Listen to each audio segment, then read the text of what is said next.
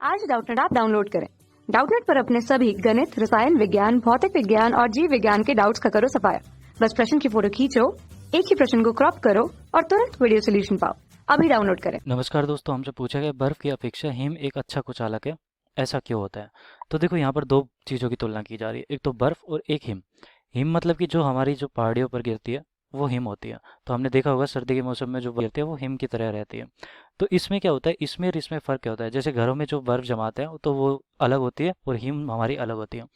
तो इसमें क्या होती है, ये एक तरह से बहुत ज़्यादा ठोस होती है, ठीक है।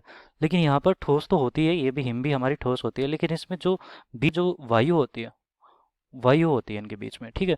तो वायु कहाँ पर होती है, इसके बीच में, तो ज़्यादा ही रहती है वो कुछ। तो इस प्रकार रहता है हमारा यहाँ पर। तो देखो बर्फ तो कुछ इस प्रकार रहती है कि यहाँ पर सारा का सारा जो जल रहता है एक तरह से यहाँ पर वितरित होता है हमारा ठोस के रूप में। लेकिन यहाँ पर जो हिम होती है, हिम में क्या होता है कि यहाँ पर बीच में गैप होते हैं, मतलब छिद्र होते हैं। तो यहाँ पर वायु हमारी होती है, ठीक है। तो ये छिद्र है, उनमें क्या होती है, वायु होती है।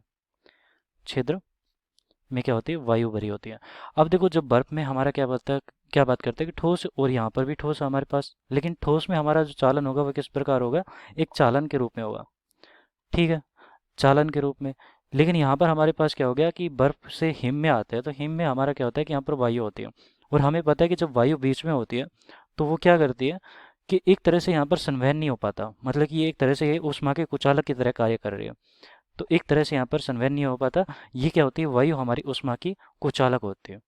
तो वायु ऊष्मा कुचालक होती है, ठीक है। इस कारण क्या होता है कि इसकी जो चालकता होती है वो कम हो जाती है, किसकी, हिम की चालकता कम हो जाती है।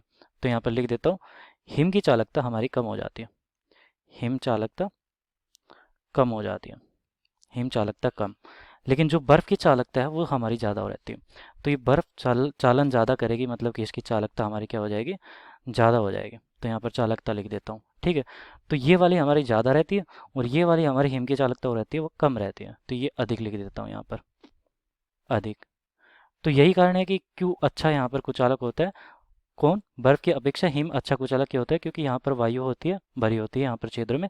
तो संवहन के द्वारा यहाँ पर क्या होता है, ऊष्मा का चालन तो हो नहीं पाएगा। और वैसे भी हमारी जो वायु होती है ऊष्मा की अच्छी कुचालक होती है, तो इस प्रकार यहाँ पर हिम की चालकता कम हो जाती है। तो इस प्रकार हमारा यहाँ पर कह सकता हूँ कि मैं हिम की यहाँ पर कुचालकता ज़्यादा होती है। धन्यवाद। कक्षा 6 से 12वीं से लेकर नीट, IIT, JEE वो एडवांस के लेवल तक 1 करोड़ से ज्यादा छात्रों का भरोसा। आज ही डाउनलोड करें डाउटनेट ऐप या व्हाट्सएप करें अपने सारे डाउट्स 8400 400 400 पर।